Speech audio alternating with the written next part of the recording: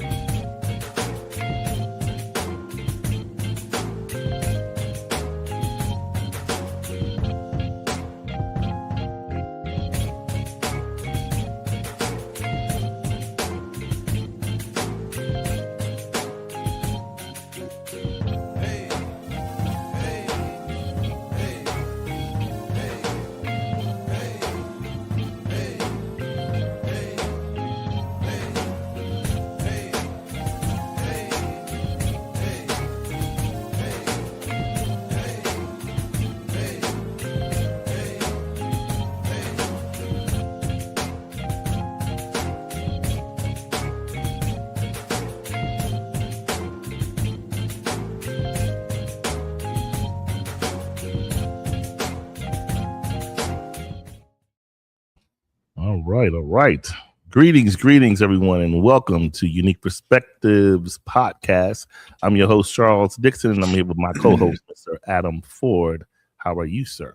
What's up, fam? On this Friday evening, doing okay, doing all right today. Yeah. We're doing good. We made it to the end of the week. Well, I'm telling you, God has been merciful. God has been gracious and good. Yeah, man, we're doing okay. Despite the world being crazy as it is. Oh man, the world was already crazy. It just gets crazier as we progress along. So yeah. So man. Here is my opinion about certain things, and this is just a perspective I often have. Like, to me, I think either maybe it just doesn't matter, or I shouldn't think of it this way. But to me, when a country enters into what is defined as an act of war, I think the way we do life during that time should shift. I don't think we should just go on willy-nilly like it's, I'm going to get some ice cream truck. I'm not saying, I'm just using that as a joke, but saying I think we tend to just be like, la, da, da, da, da, and so be it. And even down to flights, we only kind of think about them from the perspective of, as long as it's not near the east. You understand what I'm saying? And it's got it. When people have to understand, when you're in a, what you would call when there's a conflict going, right? When there's a conflict, all bets are off, especially with an opponent that you feel is not as aligned and armed as you. When you take that perspective, we may be as mighty as we say, right? But that doesn't mean the underdog is not determined to undermine what you think, right? And I'm going to show you there are other ways to skin the cat. And I feel like a lot of times we have this anxiety to a degree going on, because it's kind of like, all right, we are in war, right? And so, but you look outside, or things going on, and stuff is just happening in large gatherings like it's nothing, like it's just regular. I guess we just feel like the USA, we just like that, right? We ain't got no issues when it comes to defending us.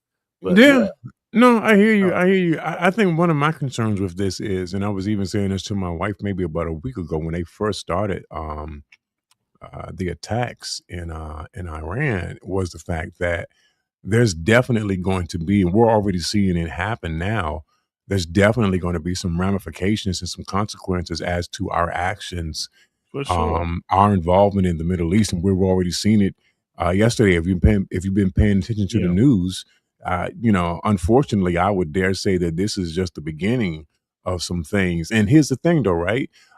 We often look at it from the viewpoint of, it's not happening here. Nothing is transpiring here yet, for sure. You know what I'm saying? And like I said, if you're paying attention to the news and you're looking and you're watching out and you're being alert, it's already happening. It's already happening. So I would just advise us, definitely be watching, definitely be praying, definitely be vigilant, be on alert, pay attention to your surroundings.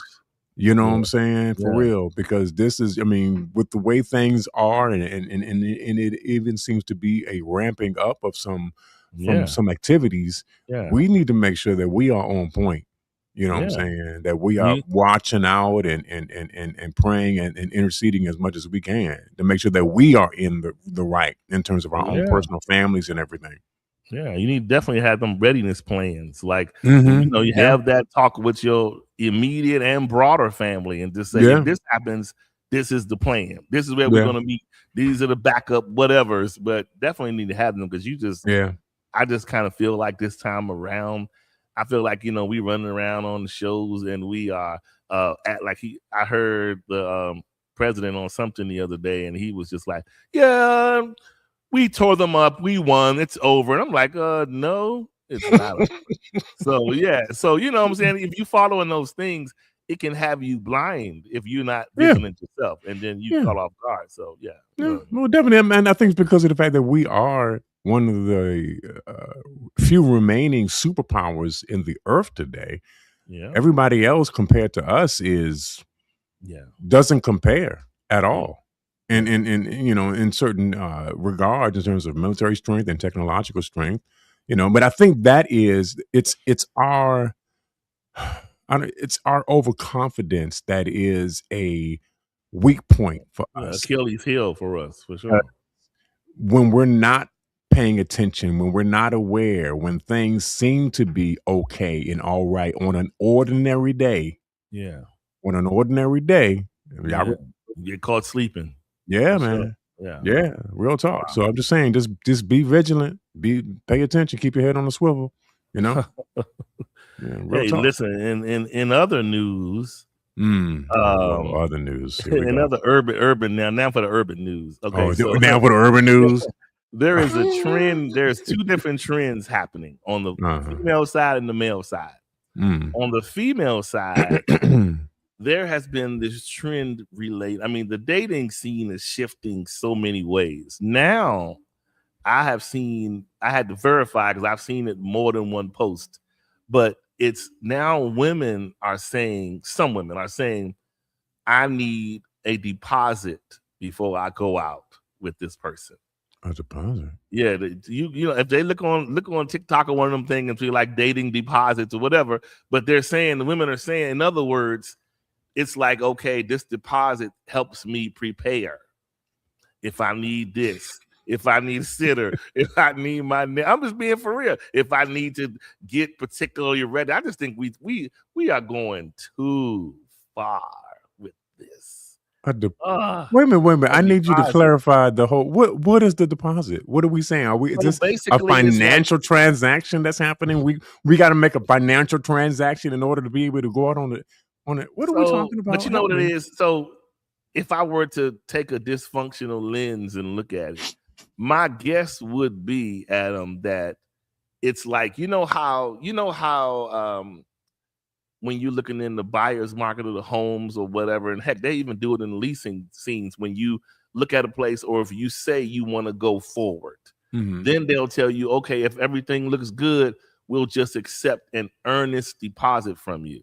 Okay. And the earnest deposit is like the good faith to let me know you're serious about what you're about to do. Okay. So in the dating scene, I'm guessing the logic is give me this deposit and I'm going to I'll know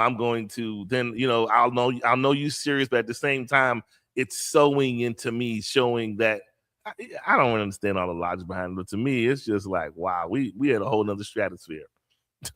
So you're basically saying that in order for somebody to go on a date with somebody that may be interested in, they have to make a financial deposit to the person. Yeah, present deposit. Yeah. Yeah, like your security deposit. You about to rent an apartment or something. Are you serious, dude? Yeah, some of them are saying a deposit now. And look, on the flip side of it, the men, and look, here's another thing to look at in TikTok if you don't believe me. The men are now becoming financially celibate. Meaning the men are saying, I'm not spending no money until this person, like in other words, you're gonna foot for you, I'm a foot for me. And now if we get to be engaged, or you my wife, then I will sow into you. But we not doing this. I'm taking a loss during the ride. You understand what I'm saying? I mean, I know it's a matter of how people look at it, But I'm telling you, we come. I think people are being left to themselves too much, and they're coming up with foolishness. But now they're saying financial celibacy. Because listen, you can be financially celibate all if you like, but if you are giving you still at risk, right? As long as you're giving you, if you get my drill, you still gonna feel away at some point. Wow. But I think the whole world is kind of going towards a position of people not wanting to invest in areas where they don't feel maybe it's fairly reciprocated, or it's like, in other words, I need insurance. So they're basically safeguarding themselves in the event that it doesn't work out the way that they want it to work out. And in that case, then they have whatever deposit has been made and they get to enjoy that while the other person goes on their merry way. Correct. You know what? I've said this before and I will say it again. I am so glad I am married right now. Because this ain't about a bunch of foolishness. Yeah, I'm telling you. And shenanigans and tomfoolery. What are we doing? What are we doing?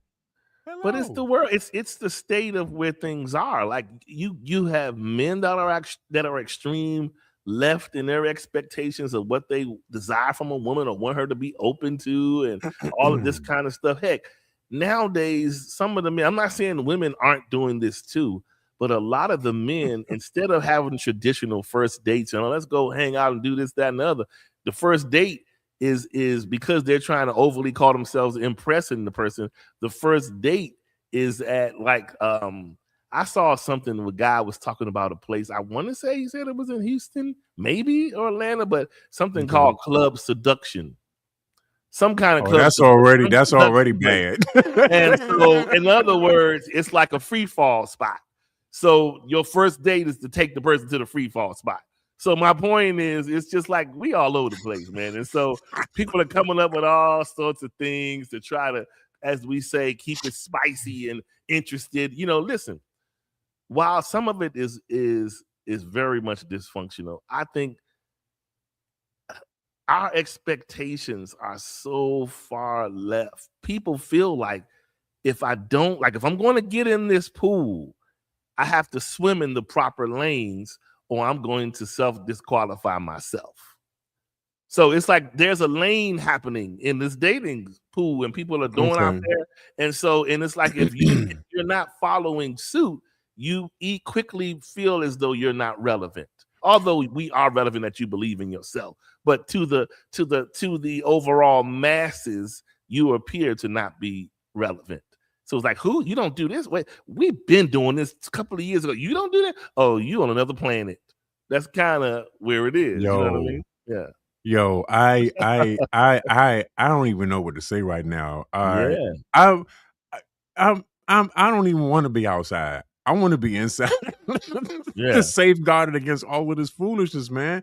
I don't even understand this. I don't understand the whole.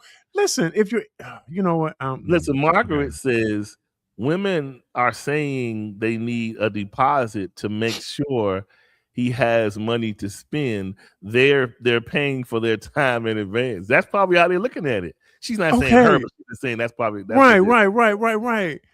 I see this is where I'm thinking this is where this is at, right?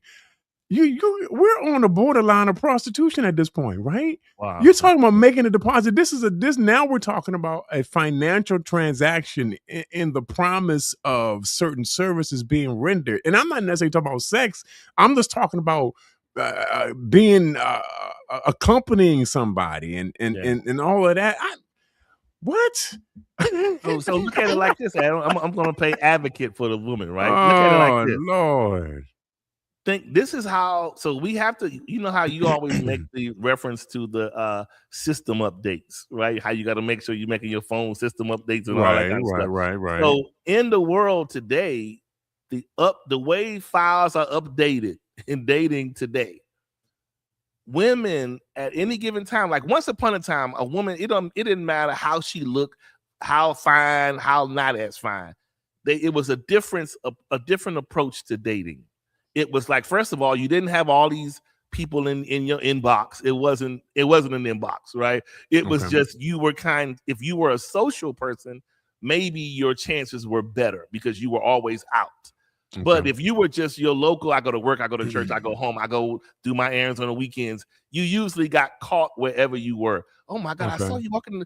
Can I help you with your groceries? Whatever that was, right? You met the person then. Nowadays, men and women don't have to, they can forego that process because now women either is going to be all in his DMs, all in her DMs. So what's happening is, I believe a lot of these things are coming up because they're saying to themselves, if I'm going to reserve my time for you, what makes you different from all 34, 50 of them?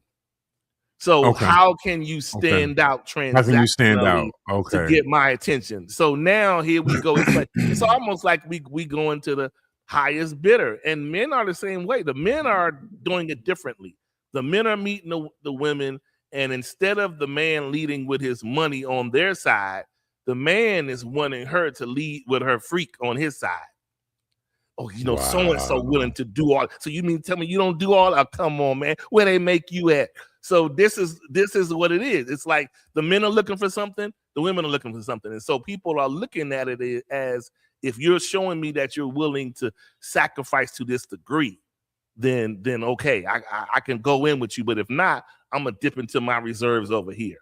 You understand what I'm saying? Oh, and real quick, to this show and going forward,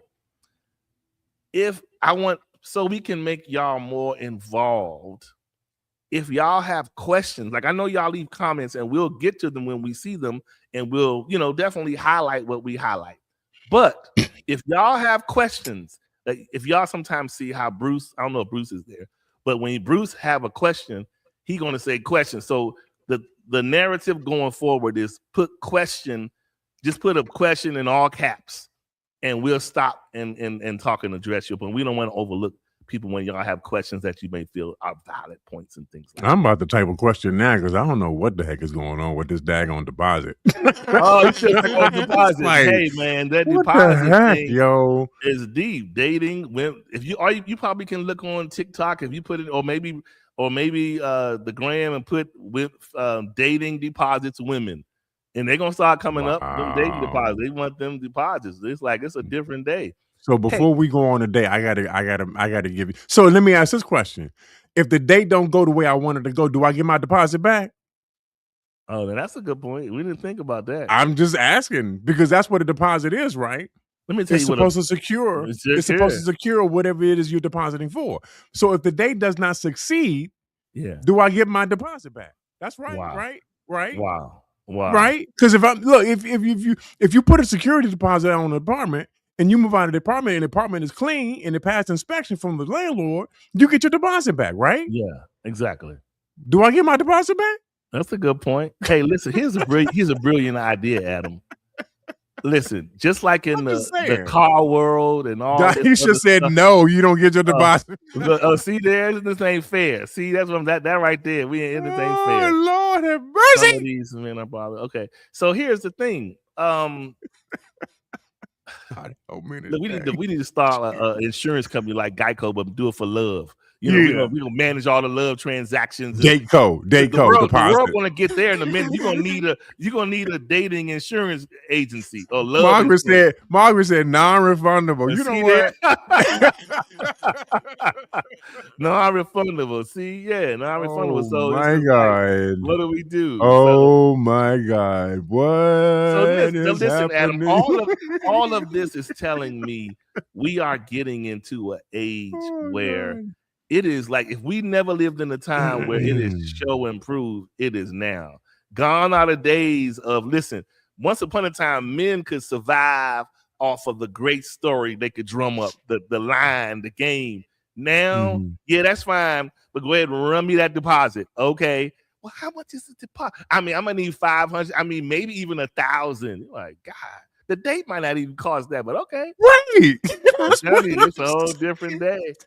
Jesus. Yeah, and the men said, get your production dress ready because we're not going. You know what? You're gonna be what? But day. Wow. It's a different day today. Wow, which leads me, Adam, to today's show. All right, let's go head on and And go ahead. Somebody I'm still still reeling from this deposit thing, man. This is absolutely crazy. What? Okay, Capri says some women look at the deposit to show seriousness. I don't understand. Caprice. Women. Say what now? What'd she say? She said some women look at the deposit to show seriousness. She basically saying that a woman is looking at you if you make your deposit as you being somebody who is serious. Okay, so now let's break the glass open. All right. That is totally fair what Caprice said. But let's look at it like this. I have said this, Adam, personally for years. And I can almost, there has probably never, maybe one off or two off in my entire life that upon dating someone or getting to know them or trying to initiate it, it always kind of seems in the beginning that the fear is what he could potentially do to them emotionally. Okay. And I always say, why is it never that the man can be vulnerable to you? Like, why is it that? Because, y'all play games. We ain't got time. Well, y'all play games too. Like, so the point is, it just seems like a lot of times, like, okay, let's take what Capri said. She said they're looking at it as a deposit to show seriousness. Heck, nowadays, listen, we can give y'all a deposit. Let's just say a woman said, well, Charles, my deposit to see me is I'll be reasonable, but I'm going to at least need $250 from you if we're going to go out on Friday. Do you know nowadays with the internet, women will have 250 times 50 because all they got to do is post a picture and 200 men plus is in the DM. So my point is, you know that most men are going to pander wherever you lead them. So the point is, we are in this day where what she said is true and would have been more true a certain time. Today, please, men are like, are you serious? Because honestly, we don't know if you serious today. So that's how it is. It's like, and I don't think that's probably the conversation that need to be had. I don't think women understand just how reserved a lot of men are. Now, when I say reserved, I'm talking about internally, because we clearly know physically they're not reserved as they should be. But internally, the body is moving, but the heart is still. Do you understand what I'm saying? It's like that's what's happening. And so it's because we see a lot of this, and we see a lot, just like women see what's going on with us. So everybody is in reserve mode. Everybody wants to know that somebody cares about them the long way. This person is with me for real, not for no this or that or sex. You like me for me. And so everybody wants that. But the chore is sifting through deposits and seduction places and sifting through all of that to get to that thing that fits you. You know what I'm saying? So we're gonna get into it today. We're gonna break glass. Lord have mercy. This Adam, right here. Oh my God. This is apt because listen, today's show came from she hasn't been on here. But what's the girl's name? It's on the tip of my tongue. But her name used to have like her screen name. It wasn't her real name, but her screen name was like 2 C's. Something. It was 2 C's name, but she was on the show. She came on here with us one time. Her face wasn't on here, but she was talking. One of our shows, you probably remember. But anyway, make a long story short, she asked me one time, could we do a show about when men, the way she phrased it was when men fumble good women in their youth and don't want to get married until like they in their 70s. She just said that's probably far down the line, but she said in their 70s, right? So I kind of played around with the title to kind of get to the point to talk about basically what she's talking about is commitment from men. Okay. So let's just deal with that from there and we go from there. You want to go ahead and start, then we can kick on into it. Oh, Lord, I'm still trying to, Lord have mercy. All right, here we go. I'm still reeling from that in my head. Okay, too late to settle, the male commitment curve. In the urban story of manhood, many men don't see commitment until the streets, success, or solitude humble them. Freedom feels good until it starts to feel like floating with no landing strip, or flying with no landing strip, rather. Raised to move, stack, and never settle, he treats relationships like layovers, not destinations. Vulnerability feels like weakness. Commitment looks like losing control. Then time shifts him. He calls it he calls it focus, career, money, and status, but deep down, he's still delaying intimacy in the name of readiness. Praised for his freedom, he avoids the risk of building something real. So the question stands: how late is too late to settle down? Let's unpack why he fears rather than fight to lock in with a committed individual designed for him. My. Ooh, this is one. So, ladies, we're going to ask in advance, please. We definitely want y'all participation and feedback. But I think this is an important conversation. But I want y'all to know, don't throw bottles at the screen.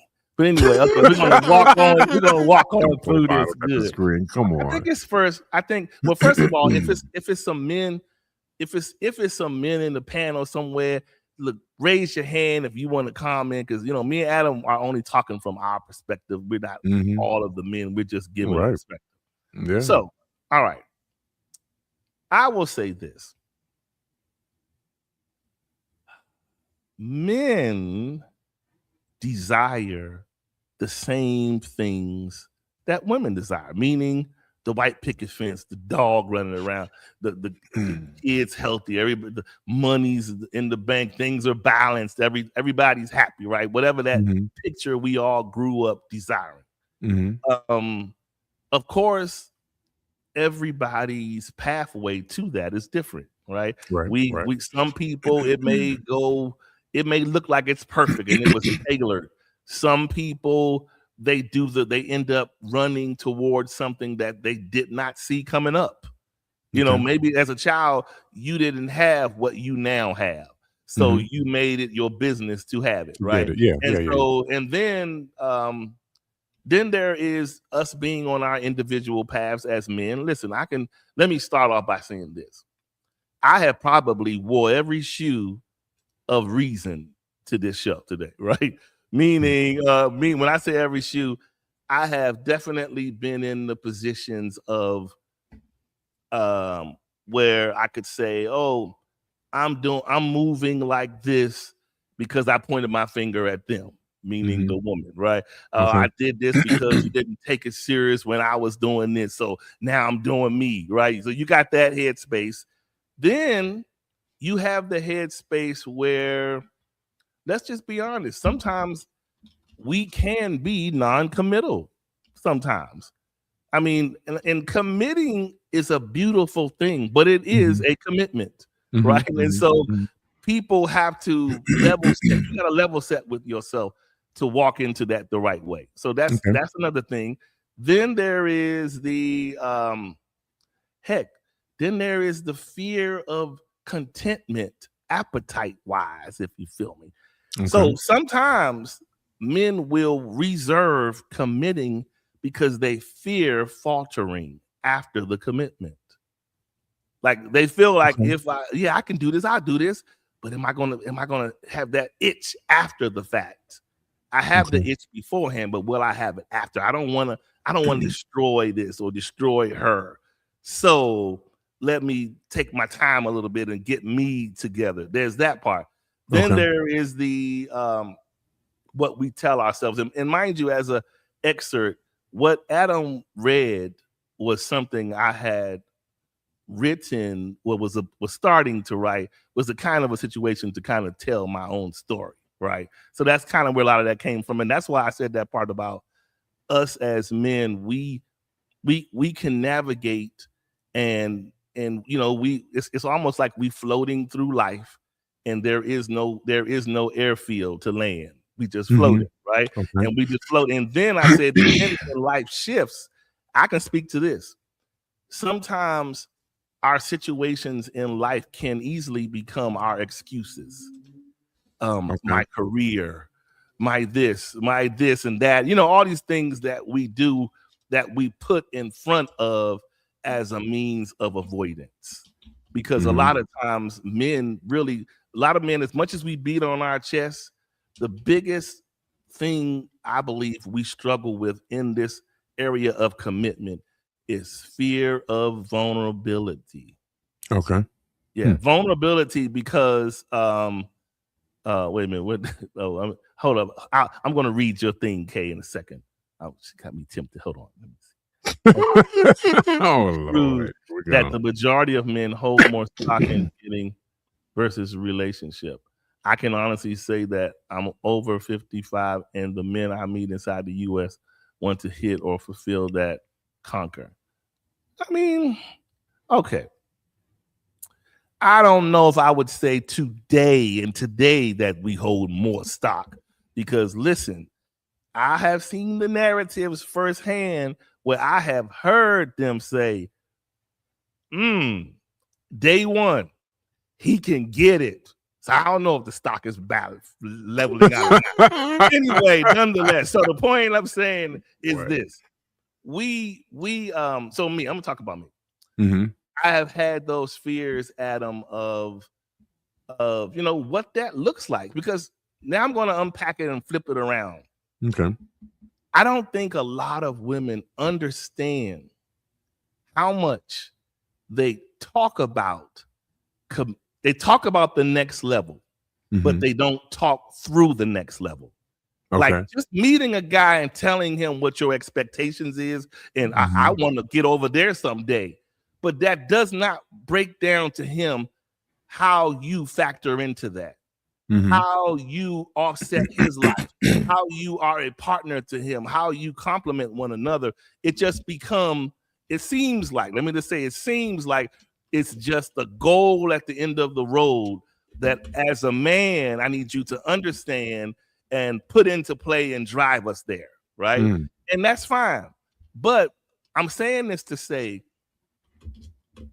you know how they say, he who fails to plan plans to fail. Yeah. So I'm saying that to say, if you don't spell out things to men, and I know people may say, well, how much y'all are grown, you should know. No, listen, in this society that we live in today, people don't know you wanting to take them seriously and see if something progresses to marriage from you wanting to hang out with them a series of times, sexually, hanging out, dinner, dates, this and that, and just exist in the abyss. It's really not a difference today. So if you are that person that want that or desire that, you have to say it. I mean, I don't just mean say it out your mouth and just being like, I'm serious, I want to get married. Your lifestyle should tell it. The way you move should show him, I'm this kind of person. And this, and I'm deliberate about the things I do, and no, I don't have the time to necessarily play with you. Because here's the thing I thought about, Adam, about the nature of men. Think about this one concept. So if we place women as the teacher in this scenario, think about when we were kids in elementary school, and we were I want you to always remember how when it was recess time, picture that as men playing. It's recess time. There's never been a time in any school you've probably been around where when you open up that door and let them go outside to play, they're going to play until they hear that whistle or the bell. Right, to come back or the women say recess is over. Right. I'm saying that to say women have the power to say recess is over. I don't think they understand that. But the point is, if you don't call recess over to order, men are going to play in your face all day until you call recess to order. And so my point is, you got to think about it like that, because a lot of times, men in their natural sandbox element, they play. It's easy. They're a man. The opposite sex is curious about him, drawn to him, and don't let him look halfway anything, have halfway anything. Now he's more attractive. So now he has more of this and more of that. So it becomes like, wow. But I promise you, 9 times out of 10, if you choose a man any given day that he may be delaying the inevitable or commitment and all this kind of things. And if he so also has this quote unquote roster, as we say today, or hand, it's only a person that gets a different behavior from him. Everything else he puts on autopilot, but he recognizes the voice of the person that says recess is over. It's hard to explain, but we've all heard men say, let's just say a woman may have a brother, or it might be your uncle, and you might say, Uncle Billy, why are you still talking to her? Yeah, you know she crazy. I know she crazy. She crazy, but she crazy good though. He's saying that. He's saying that because she has a way of calling him to order. Right. And I think women are successful women in the love field are women that have. I'm not saying disrespect a man or belittle him, but there is a way that you call respect to yourself that he's like, oh, I ain't even gonna try to cross that with her because of this, that, and the other. And I don't got time to be playing because she gonna turn up or do this. And it's not that you want her to just blow up the spot and act like a fool, but you do want to know she can command your respect. Okay. And I think once you know that she can command your respect, you begin to say, okay, we can kind of work through this. She's not just, she's not just here being silly just because I look this way or I have this thing, which what so many men go off of. They feel like the girl is just going to be all like, oh, I wanted to see yes. And so it's just like, all right, okay. And then it just becomes a revolving door. That's for real. And so it's only that person that stands out from that does anything different. Think about it like this, and I'll turn it over to you, Adam. Look at the dating life as a long expressway that just doesn't end, right? And think about it. If there are no exits, when you don't see exits, what do? You keep on driving. Now, you may stop and get refilled fuel, but you get right back on and you keep on going. The goal is this. Don't be a highway. Be a cul-de-sac. You understand what I'm saying? Okay. Cul-de-sac won't be a destination. says you don't have no coming in here. You coming back here. This is not a throughway. You coming in here. This is if you make it to this. You coming in here. You coming to stay. You meant to come here. Yeah. Other than that, if you are the highway person, highway people get ran through. Bottom line. Okay. So you have to say to yourself, am I highway or am I cul-de-sac? And your actions have to match it. If your actions match it, you get a different response. But too many times, and I'm not going to beat up. I'm not trying to beat up on Lay, but I'm going to be real today for one reason. Because here's the thing. Just because men don't commit doesn't mean he's a narcissist. Something wrong with him. He's this. He's sometimes men, not saying all the time, but sometimes men reserve commitment because they don't see what they need in you developed yet. That's why. Okay. Some people are looking, if you're looking for a business partner, what do you do? So what kind of number, if you collaborating, you're gonna ask for their financials from last year. How did your business do? And it doesn't mean if the person say, well, we had some loss that it's all over, for being honest, but you need to have that conversation. And so I think a lot of us are out here just expecting to be captured, caught, and processed forward for no reason at all other than just being a woman, right? But if you want someone to take you seriously in their life, they need to see you work in their life. You work in my life. And so other than that, I don't just need, listen, all of us are grown. We don't just need somebody in the bed next to you. That's nothing to just have somebody in the bed next to you or even to sit across from you eating a meal. You want the person to impact your life, drive change in you. And listen, men want to respect the voice of their women. If you choose somebody, Adam, if Maria could tell you, let's just say if you was kirking out outside with the neighbor about to fight over the lawnmower, and Maria came to the door and said, Adam, don't. If you don't if that doesn't move you to turn around and be like, all right, baby, you probably with the wrong person. But a woman's voice should move her man. Yeah. Right. In a calm way. I'm not saying all crazy, but if it calls for it, so be it. But you know, it should move. It should be a thing where he feels impacted by you. And I think too many times men walk away taking the L because they haven't necessarily made choices. While some of it arguably is his fault. I can be honest. Okay. Speaking for myself. Some of my lack of progression, I'm not going to blame on women. Some of it I will say I've had my reservations, but some of it I'm not going to blame. I'm all about development, Adam. I'm just going to look at it and be like, all right. Yeah. I'll look at it and be like, it is developed. No. Because, I mean, think about it. Cubs and lions don't even set them kids free in the jungle until they have developed them to survive. So in marriage, you need to make sure that both of y'all, because women filter through to the man too. Both of y'all are siphoning to one another to level each other up, to be better for each other. So instead of taking it as offenses, when men see things that they may mention to their women, they're saying it to help level up, not to tear you down. And so it should be an ideal thing where the women will turn back and say, well, baby, when you start doing that, make your appointments. I'm not paying. I'm gonna do it for you. Even it's a happy space between y'all where you all are both calling each other to accountability and leveling up. But if you don't have that dynamic and you can't talk to each other, then it's going to stall. I can tell you, and if you can be with whoever you want to, but if you don't have that cadence between each other where it's reciprocal, 9 times out of 10, the man is going to stall in time. But go ahead.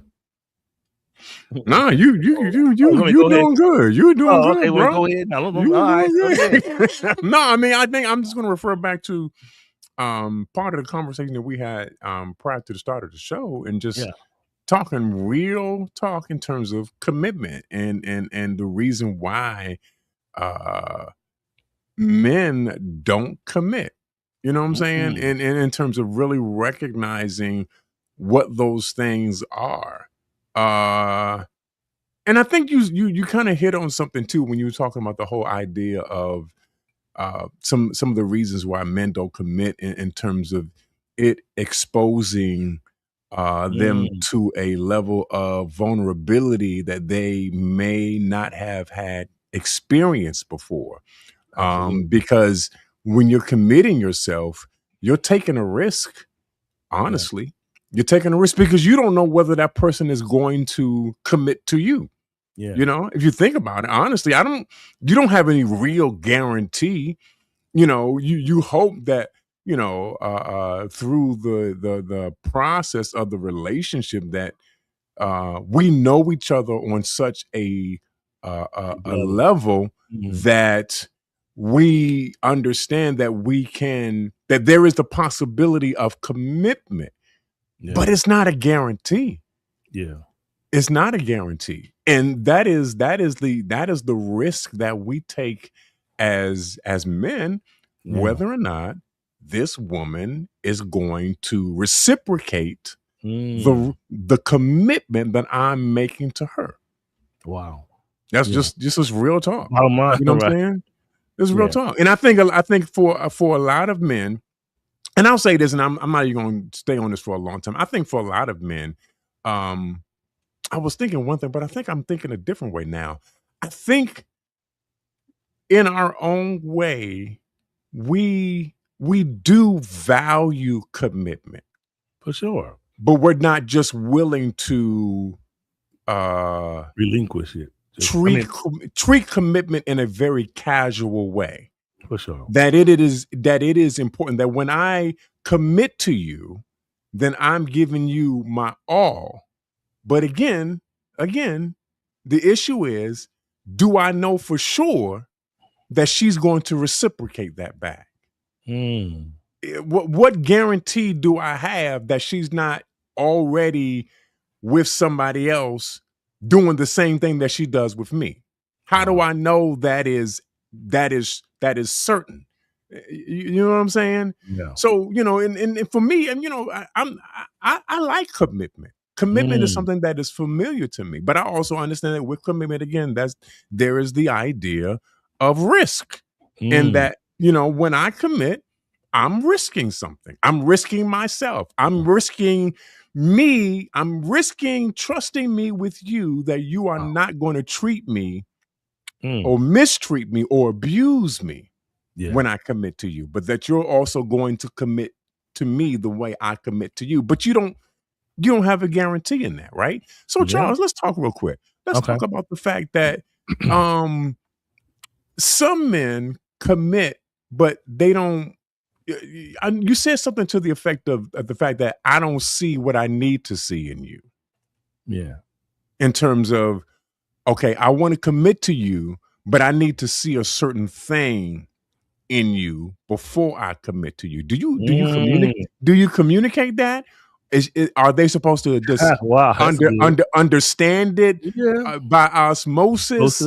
Is it direct communication or just to help? So let me help us all to understand. Okay, I'm gonna be honest. So for speaking for myself, my first mind probably is not to gut punch you and just say what I see or don't see.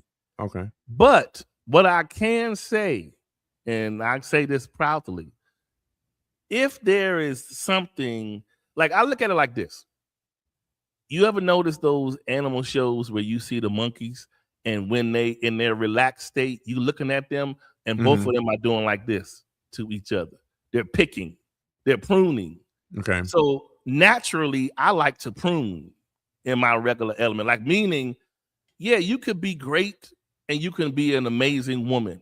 But if I see you as greater than that, I prune. And what I mean when I say prune, you're going to suggest things subtly. You're going to bring up things. Hey, what about this? You know what? Have you ever heard of this? You could probably, this will be good too. So and so and so, or even down to the bare level of attitude. I talk about it all because to me, attitude is what's closest to the chest. That's the bare line of our day to day. So a lot of times you'll have the attitude, which sometimes speaks fear. And so when I see the attitude constantly, it makes me check me to say, am I providing the security? Okay.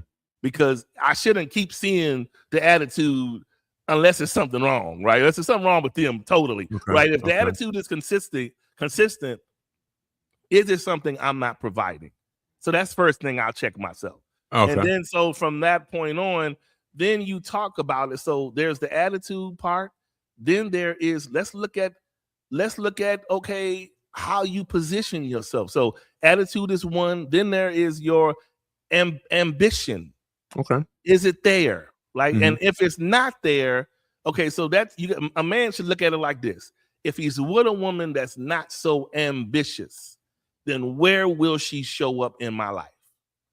So when I say ambitious, you're talking, when you hear people say, oh, they look at love goals, look at Will and Jada, they said that back then because they were both moving in parallel spaces, right, as bosses, right? Okay. So they were doing their thing. But if Jada was not doing what Will was doing at all, he probably would say, well, how are you going to show up in my life if we're not moving this way? So knowing someone's ambition level or lack thereof is important because without the ambition, you're just leaving, and we don't like the word talking about I'm not a house.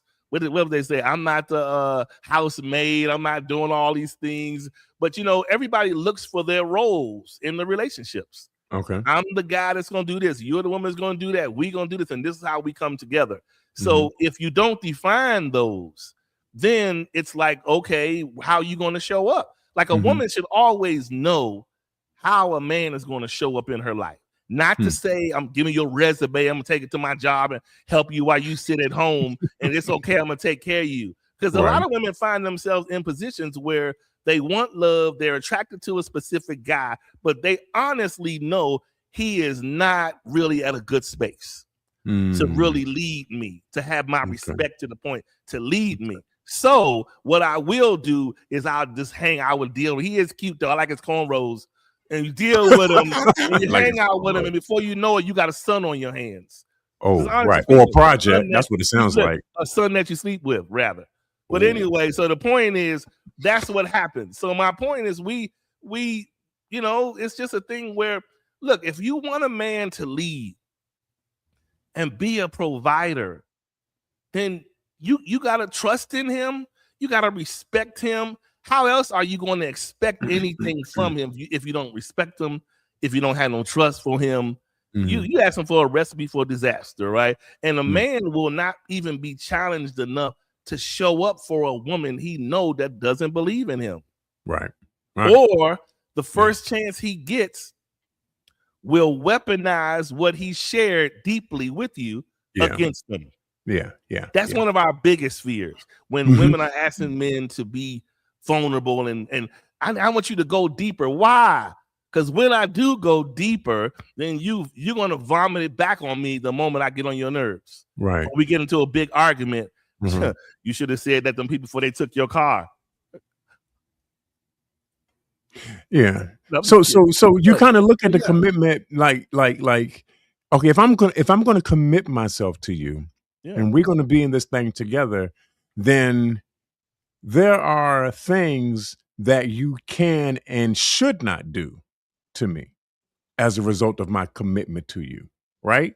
Well, it's not all about him. Yeah, it's not all about him. But what I'm saying is that if I'm going to be committed to my spouse, to my companion, then within the parameters of that commitment, we are saying that certain types of behavior are acceptable. And then certain types of behavior are not acceptable. And these are the things that we are committed to together. We're both going to be committed to each other in terms of us working in this relationship as a cohesive couple. You know what I'm saying? In terms of, I am going to be there for you regularly, just like you're going to be there for me. And I think, again, one of the issues that men might have in terms of commitment is the uncertainty of knowing whether or not this particular person is going to be with them every step of the way. You know what I'm saying? And that it gives you pause. It makes you a little apprehensive because, again, you don't know. You want to, you absolutely positively want to be committed, but until I actually see in you what I actually need, then how can I commit? Wow. Yeah, I mean, listen, what you said now puts us right in the driving lane. Okay. It's as simple as this. Men, if a man can comfortably find himself safe enough to feel vulnerable. Now, granted, again, I say this and I have to repeat this. It's not all about the man. Because I think too many times we put that narrative there. It's not all about the man. And there is a cause and effect. Yeah, this is a two-sided thing. Why women show up or don't show up sometimes because of him, right? Yeah, it's a two-sided thing. All I know is this. Once you create a cohesive atmosphere where the man feels it's a fair exchange, like nobody in this day and hour wants to feel like somebody's purposefully upending them or finessing them. Because this is the day of finessing, and everybody's trying to see where they can get in, where they fit in at your expense. So the thing is, we're trying to dispel that. So I think so Nola had said something earlier, which I think is key. She said leading with friendship can help build that assurance. Absolutely. Especially for men. And I think what women probably, I mean, you probably heard this a lot of times, but we've joked about this for years where they'll say men can't take what they dish out. They can't. I can promise you they just can't. Yeah, they can't. But the thing is this. Not at all. When men, I think we don't evangelize enough the way men love. True. Because if if a man really loves a woman, it takes his soul when it dissolves. Yeah. Yeah. If he loves her.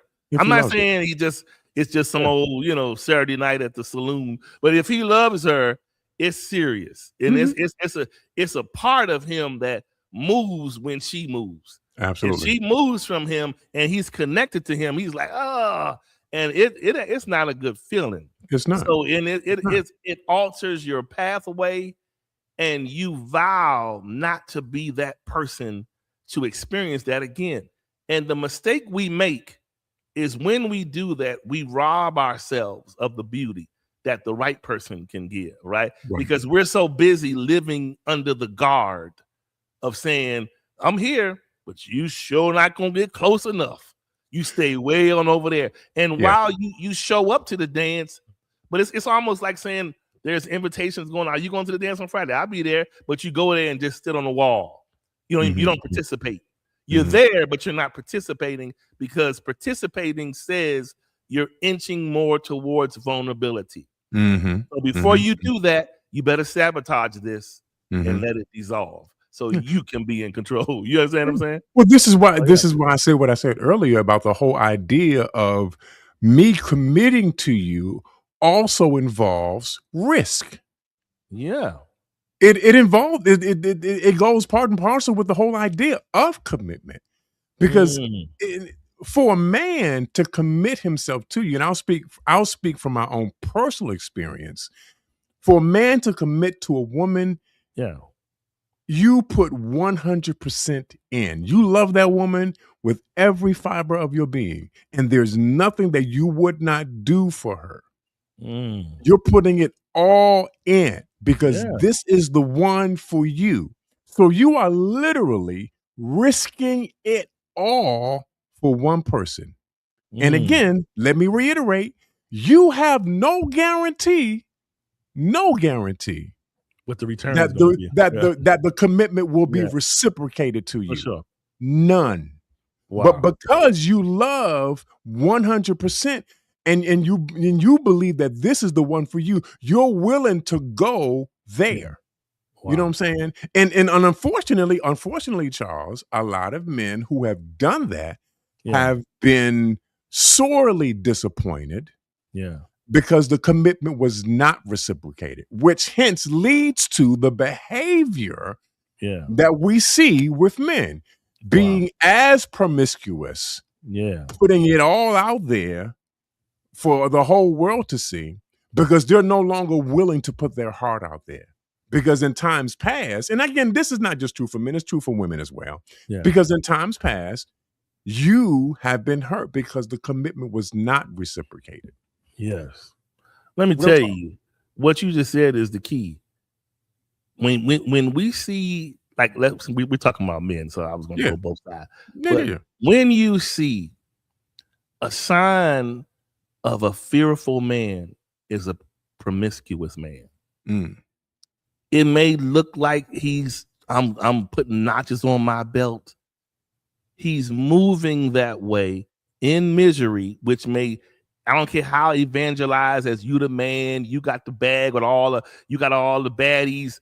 Listen, it is fear to continue to allow yourself to be here, there, and everywhere as a means of trying to buffet yourself to a point that you don't get touched. Right. Because really the goal is I want to touch, but don't touch me. Right. So you put yourself, you're doing all this forward progress, and you're being physical and you're being intimate, this, that, and the other. But the more connections a scared man makes, the more of a pillow backdrop he develops.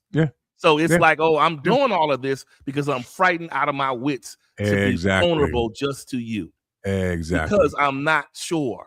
Now, granted, I think, listen, I know people are grown, and you can say this till you green in the face. But there needs, instead of a lot of sleeping, there needs to be a lot of reassuring. Not just one-sided.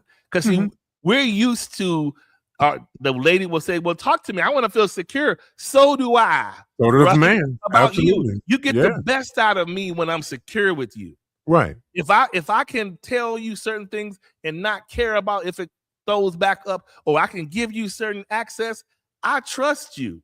But if I don't, and if I'm super reserved, it is a sign that I don't, right? So we want to be closer, but just like y'all want to feel safe, we want to feel safe. Too. And that's how the relationship can permeate. But we need to have conversations, because right now what we're doing, we're satisfying needs. Like, I need to scratch this itch. Come on through. And we doing this, sprinkling a little I love you on top of it and going our separate ways. We need to have that face-to-face to say, look, how do you think I show up? And then let the person ask you the same question. With that, what you just said, how can I show up better to reassure you that I am who I say I am, and I am here for you? Yeah. Because a lot of us men, we have already had the pressure of having to be the driver, you the provider, you're this. Yeah, all that is great. But just like a car don't run off of, it doesn't run unless you put gas in it. That's true. Or electricity.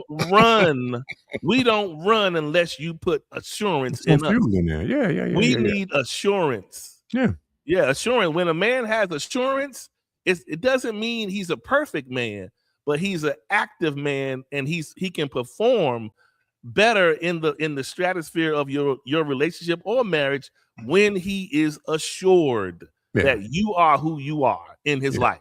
Not a liability, not a flight risk, not somebody that's going to say all things that will tear you down to try to control you, because we have this nasty way of dealing with one another by demeaning you to morally control you. And so we got to get away from those things and speak life and speak positivity in people, so things can be better. You know what I mean? And I just had this thought in my mind. It's probably going to rub some people the wrong way, but or you think that the man, that all he wants is your body, and so you relegate him just to that level. All he wants is what you have to offer him physically, and you discount the rest of him. You don't consider him intellectually. You completely dismiss him emotionally. You know what I'm saying? And so all you think is that all he wants is your body, which puts him in a position where he's out on a limb by himself. Why should he commit to that? If you're not even giving him at least the benefit of the doubt that possibly, maybe we could have something if we actually talked from our actual perspective. Yeah. Because if you only reduce him to just wanting sex, and that's the signal that he's receiving from you, then guess what? Unfortunately, that's what you're going to get. You know what I'm saying? And I'm not making an excuse for the behavior, but what I am saying is if you put that out there like that, that's what he's going to get. He's never going to aspire to want to do anything more or push it further than that. You know what I'm saying? Yeah. Again, I think we for so long, we've relegated men to just one dimension, one layer. You know what I'm saying? But the reality is we are multidimensional. We are multi-layered. There are parts of us that you don't see because you don't take the time out to peel back the extra layers that are there.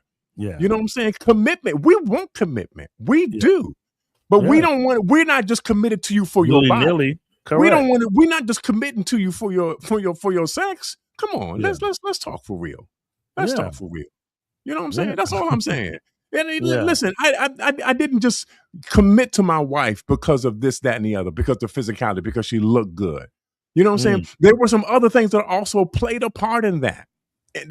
The reality is that she makes me feel safe, that she makes me feel secure, that I can trust her with my vulnerability, that I can trust her, watch this, with my weaknesses.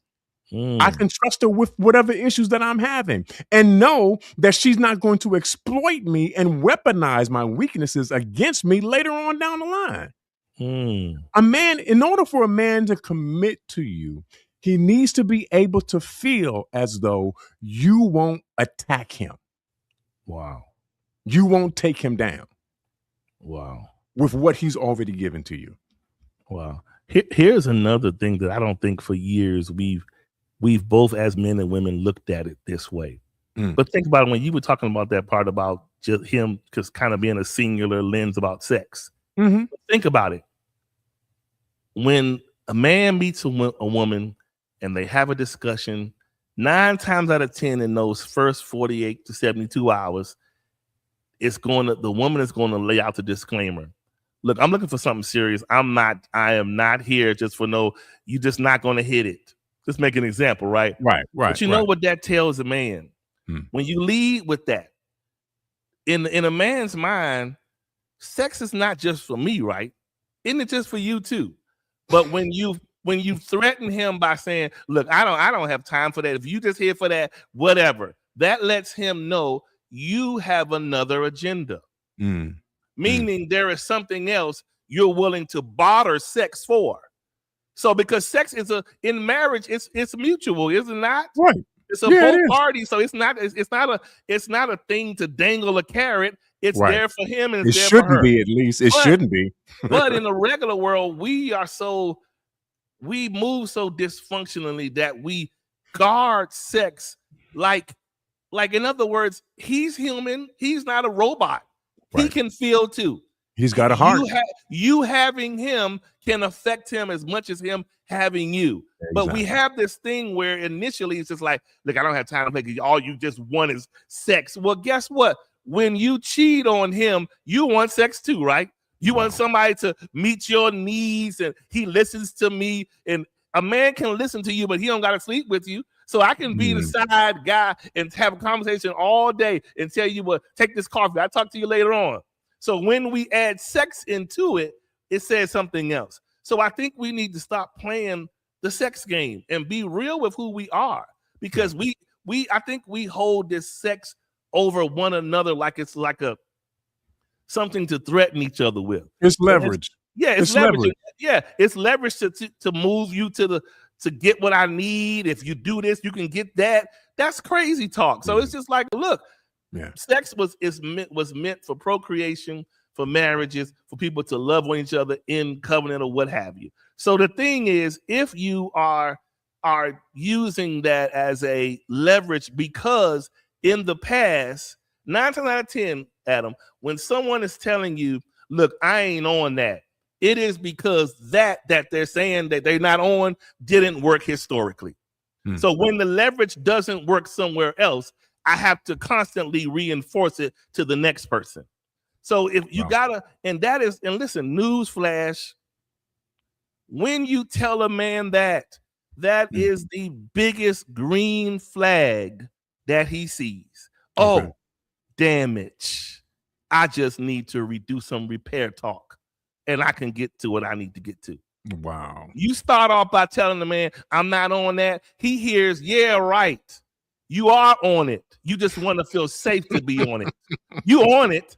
Everybody is on it. Come on, we human. You have the desire, whether you are lawfully supposed to, you have the desire. So you on it, but you just want to be on it with the right way. Yeah. Approach me, handle me right.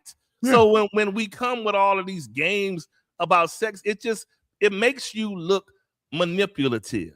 When you got to play these games about all these different things like this, when you know sex is a function that most people don't turn their other cheek to.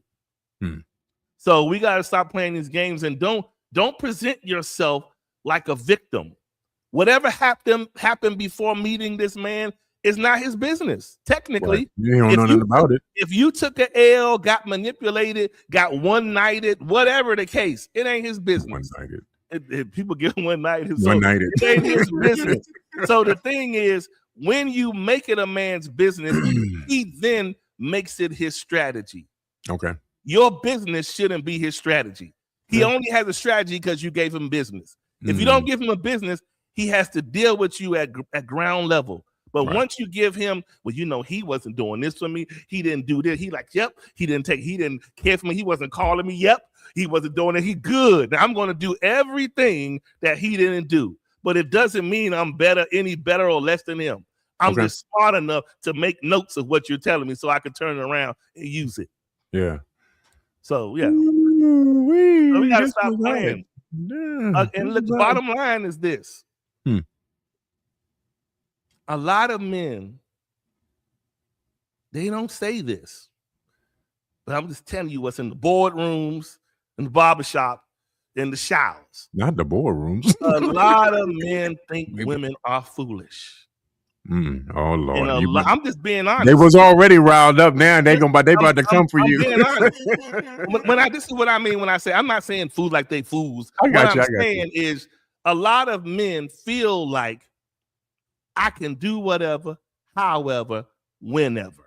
Okay. So when they're in them positions, they rarely progress forward because at the end of the day, he wants the woman. I said this a long time ago.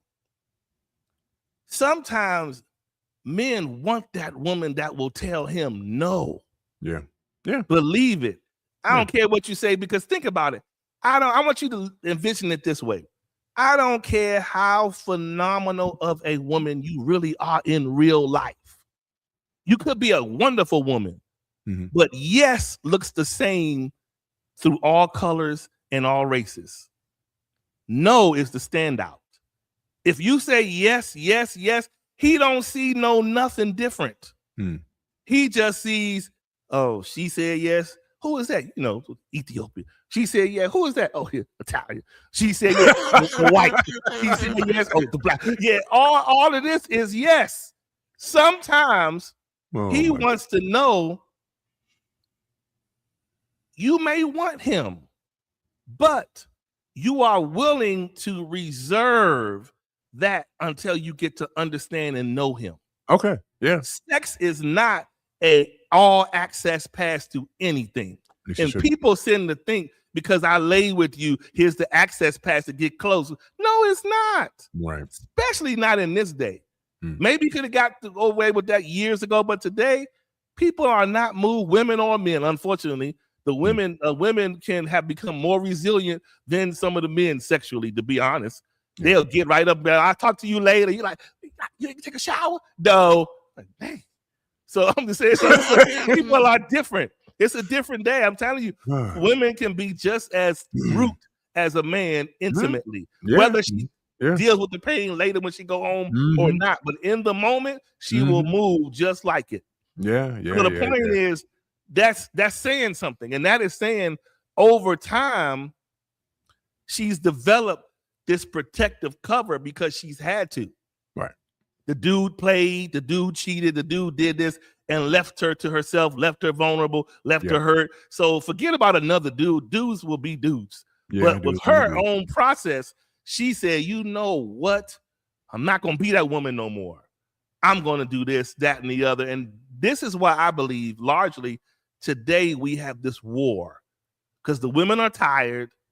And look, I'm just going to be honest. The women are tired, Bruce, but the men are like, don't try to get smart now. He's supposed to be foolish. This fight ain't fair no more. So the men are getting mad. I'm just being honest, because the women are waking up at them. Just being honest. So once upon a time, we can take you to the movies. We can get you some steak. We can buy you something to make up for our indiscretions. Nowadays, you go ahead and cheat if you want, Adam. Before you thinking you done stayed at the hotel. Before you get home, you calling her the phone. The person you called, she already at the hotel too. So you what know I'm saying, I'm telling you today, in the same it hotel. is different. And so you have to move deliberately. Like a woman today has to be deliberate. A man has to be intentional to have success, to move forward. A woman has to be deliberately deliberate in order for a man to really see her, set aside from all of these other conveyor belts that's going at the same time. So it's not, everybody's different. I don't care how this person looks, who BBL, whatever. Men connect with a person because of how she makes him feel. True that. Forget about the other competition and all that. If he likes how he feels, he will trust in that person. He will tell that, look, that person gonna know. Listen, she gonna know his social security number because he gave it to her, not because she found it out and stole it when he was asleep. He gonna see when men offer you things willfully, don't ever downplay that. When men give women things willfully, that goes a long way, because a lot of times we get found out unbeknownst to us. Adam, you have no idea. You know, the transcripts that Maria has sent to Mexico about you have no idea. But anyway, wow. No, listen. You want her to come find you this evening. I see. You want her to fly out this evening and meet you. Got you. No, listen, what I'm trying to say, man, is women make it their, I find it funny, but women make it their business to find out what they need to find out. Men need to take a page out of their book, because we be all, like Eddie Murphy said in Raw, okay, we just go along to get along. And we have, a lot of times we have no idea who we really are committing to. Right. Women gonna have an idea. Whether you are a player, jerk, narcissist, whatever you are, she has an idea of it already before she commits to you. So women, you know, they're gonna be a little more like second chance credity. They will work with you. We are a little more rigid. We hypocritical. We more rigid. Women will work with you. But the thing is, we have to get the person that works for us, just for us. Not, again, if I can't say something again and again on this call, Adam, is stop telling someone what you want and show them who you are in that light. Don't talk marriage, be marriage. I'm tired of hearing marriage and not seeing marriage. Be marriage. We always hear somebody talking about, because I'm not playing, I'm for real, I'm serious. Fine. Yeah. But let's look at it like this. Here's the ugly truth. Marriage for a man could have been married at 20, a man could have been married at 60, 70, whatever, or a woman, vice versa. But this is the truth we have to look at it like. It doesn't matter the marriage you had, it didn't work, right? It doesn't matter the guy you was with or the woman you was with for this long time, it didn't work. Man or woman, we got to stop kind of using examples that broke. Wow. And if we are where we are today, if we are single and have not been progressed, whether you the man or the woman, nobody got room to talk. Because whether we say it or not, if we are so fabulous as we all go around here evangelizing, then guess what? Many of us are still alone. Yeah. And have not moved to the next level. That says something.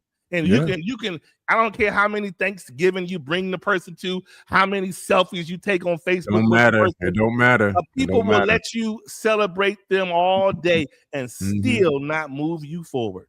Yeah. That is the bottom line. So forget about all of that and deal with the person in front of you and say, listen, again, do I do it for you? And if so, how? Unpack it. And do I irritate you? Do I get on you? Do I make you question me? If so, unpack it. How? Do that on both sides enough, you'll begin to understand each other. And you'll feel like, you know what? Forget the surface stuff. I get it. But you got to be willing to listen. Yeah. One thing I noticed, y'all will preach at us quick, but you don't want us to preach to you. So the thing is, we got to be fair. If we're going to have this conversation, I'm for real, listen. If you really want to know why a man is or is not doing something, give him the space to tell you and be honest and because you know what? We always hear, oh, I can tell me, oh, I can take it. No, and a lot of times we water down that because we know if we tell you the whole thing. Yeah. So, yeah. All right. But anyway, somebody was on fire today. I was holding the spot. That's all I was doing today. I was holding the car. I'm gonna mess with Nola. Nola says this is the classic T-shirt: "Single by choice to bypass the BS." No, we not, Nola. A lot of times we are single because of the BS that we took. right? We took the BS, and so we mad, so we punish ourselves. I'm not picking on you, no. I'm just making the point. We get mad because a lot of people do this, men and women. They will get hurt and then punish the good in front of them because somebody mishandled them. Wow. So because that person mishandled me, I'm not on that no more. I'm not on that.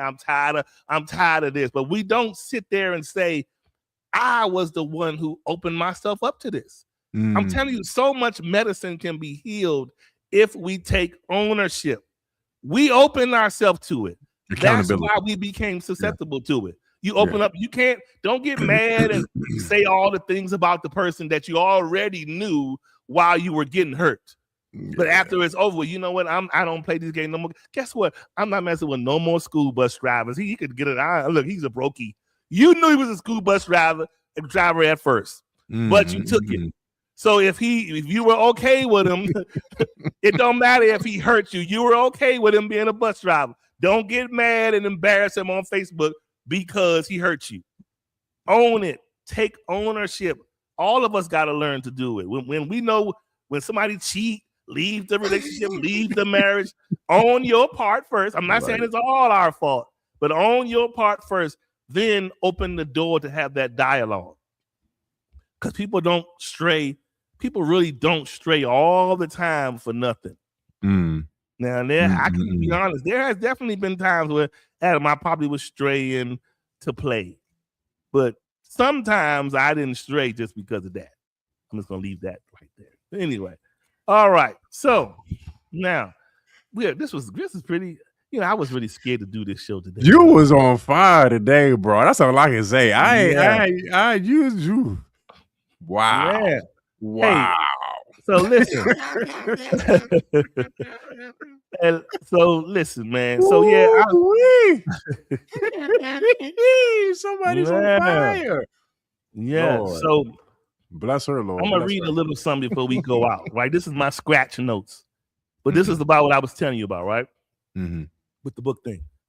And it's relevant to this because it was it's just a little bit, but I'm reading a little bit of it because even though I'm reading it about myself, it gives people an idea of how men think and how they move or don't move and the reasons behind it. All right, really quickly. I spent my 20s thinking time was on my side. Back then, commitment felt like a cage. I was proud of how far from caged I looked. I wasn't just avoiding relationships.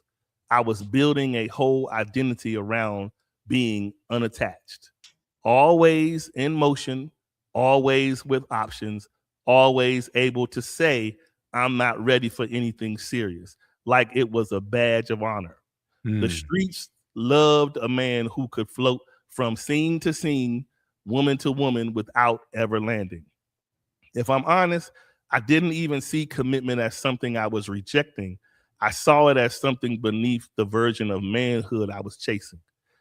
A real man in my mind was independent, untouchable, never pressed.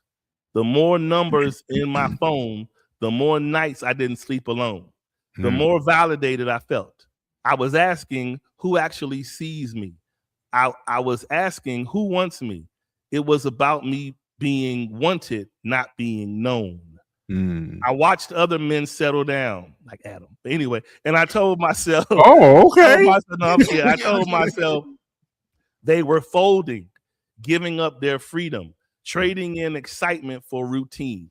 Every time I saw a messy breakup, a loud argument in public, a divorce post on social media, I would nod to myself like, see, that's why I don't do all of that. It never occurred to me that I was using other people's failures as my excuse to never even try. So lastly, really quick. So I focused on the grind instead. Money, status, career, image. Those were my commitments. I could justify anything by saying, once I'm more stable, then I'll get serious. It sounded responsible, grown, strategic. But beneath that logic was fear. Fear that I wouldn't be enough once someone really saw me. Fear that I'd fail as a partner. fear that if I tied myself to one person, I'd lose the illusion that there was always something better just around the corner. So that's just a little bit of the chapter. Wow. That's another. Okay. But yeah, man. Okay. On that note, that's it. Yeah. But anyway, so yeah, and I saw Adam get married. I was like, why you had to get married? Why he? No, I'm just playing. Anyway, no, I'm kidding. Wow. I'm kidding, man. Wow. No, that's good stuff. This was good. I hope we all took something from today. Like honestly, because I just always know that men, contrary to the shenanigans that we can bring to the table, men do want to commit. They do. They just want but they want to know that when they're committing, that it's sure, like it is assured. That's it. You want to know that it's assured for real. Real talk. Yeah. Real talk. All right. Real talk. All right, y'all. Well, appreciate y'all for tuning in this week. Adam gonna do his research on the deposit. Oh, no, I'm not. No, I'm not. No, I'm not. No, I'm kidding. Sure. No, if some of y'all missed the earlier part, we was just saying there's trending now about women requiring deposits and men saying that they're financially celibate until marriage. Anyway, it's a whole new day out here. I'm so good. And I'm not out there. That's it. I'm not out there. Outside. You ain't outside. Ain't got to be outside. I like it inside anyway. All right, y'all. Appreciate y'all, man. And appreciate y'all for tuning in. Remember, next time as we go forward, if you want to ask a question, just put questions in front of you. Just put question and we'll stop and address it. Peace out until next. Ain't nobody got no time for no deposit. Get up out of here. Yeah, Adam, they said now don't prove to me you're not a brokey and give me that $1,000 and then somebody knows I'm not a brokey, and that's all that matters. Let's go.